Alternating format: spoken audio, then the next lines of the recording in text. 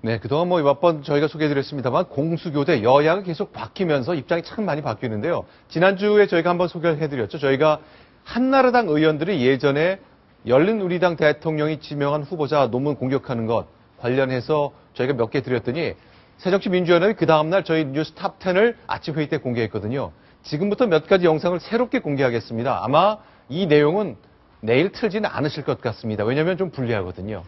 얘기를 좀 나눠봐야 되겠는데, 자, 일단 이상수 노동부 장관이 되는 과정에 뭐 공방이 많았잖아요. 간략하게 그 당시 상황을 좀 소개해 주시고 영상을 봤으면 좋겠습니다. 네, 이상수 의원이 2002년 새천년 민주당의 사무총장이었습니다. 네. 사무총장은 그 당의 금고직이거든요. 네. 당시에 불법 대선 자금 문제 때 바로 이상수 장관, 바로 네. 그 불법 대선 자금 때 100대 기업에서 120억 정도를 네. 모금한 사실이 드러나서 네. 그 징역을 살았습니다. 징역 1년에 집행유예 3년의 선고를 네, 받았었는데요. 그런데 자, 2006년에 네. 노동부 장관으로 지명이 됐지요. 자, 그러면 이제 형사처벌을 받고 감옥살이도 하고 그랬는데 3년 뒤에 장관으로 지명돼서 청문회 자리에 섰거든요. MB의 남자가 맹공을 퍼붓고요. 친노 의원들이 적극 방어를 펼칩니다. 그 영상 공개하겠습니다.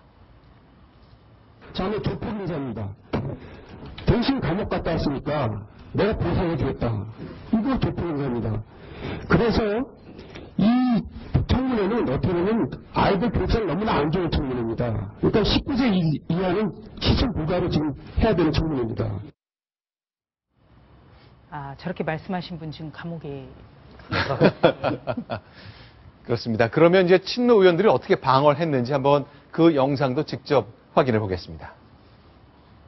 인사라고 얘기를 하는데, 인사라고 하면 대통령 대통령이라고 얘기하는 건데, 청문회라면 지금 정말 적절히 하는 거, 대통령을 모독하고 대통령을 인정하지 않는 이런 발언에 대해서.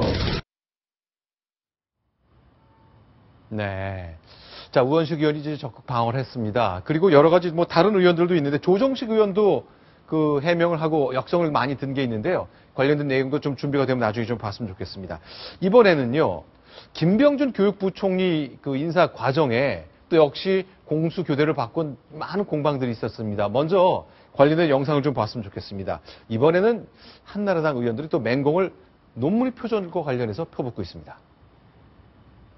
그런 이야기 들어보셨는지 모르겠습니다. 시저의 아내가 바람을 피웠다고 시저가 추궁을 하니까 바람 피운 일이 없다.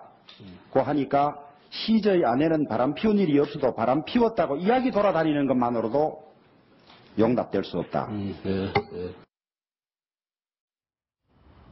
네. 소문이 나서도 안 된다. 저건 너무 좀 높은 욕을 하는 거 아닙니까? 근데 그 뒤에 주호영 의원도 또 장관을 했습니다. 그렇죠. 네, 인사청문회에서 굉장히 공격 많이 당했었죠. 예. 네. 자, 그렇다면 친노 인사들은 또 어떻게 방어를 했는지 그 영상 다시 한번 소개해 드리겠습니다. 농문 중복 계좌 방금 말씀드렸듯이 그다음에 연금적 부풀리기, 연금 중복 수용 이런 거를 잣대를 내서 부총리님이 사퇴해야 된다고 주장을 하고 있습니다. 지금 언론에서 들이대는 잣대로 한다면 저는 교수 출신 의원님들, 공직자에 계신 분들도 자유로울 수 없다고 봅니다. 네. 자, 지금 저 옛날 영상 보시면요. 저렇게 얘기했던 분들은 세월이 8년이 흘렀는데 좀 어떻게 얘기할지 모르겠네요. 그렇죠? 글쎄요. 국민들이 아마 많은 네. 거를 기억하지 않았으면 좋겠다라는 생각일 겁니다. 네. 네.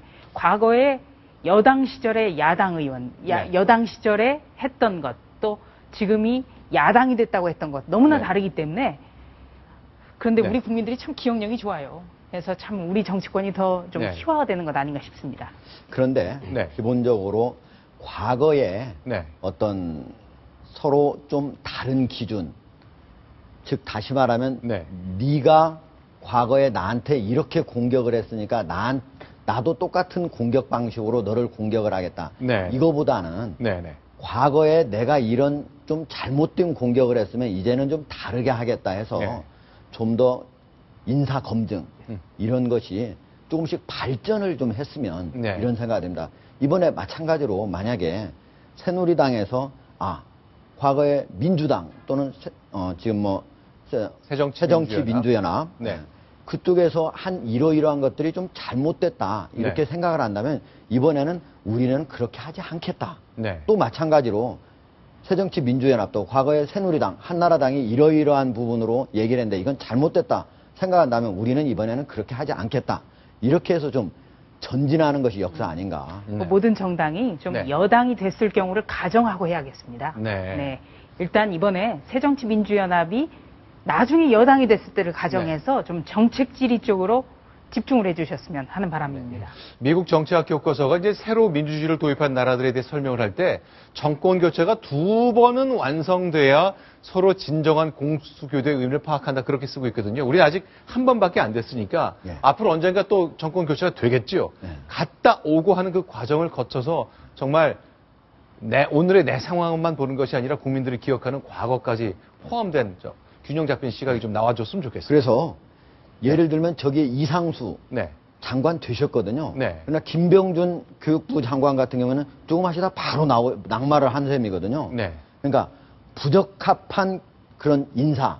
결국은 일부는 낙마하고 그때 일부는 통과는 됐지만 이번 같은 경우는 그러면 부적합한 인사는 하지 말자. 이렇게 해야만 전진하는 거 아닌가. 이런 생각이 듭니다.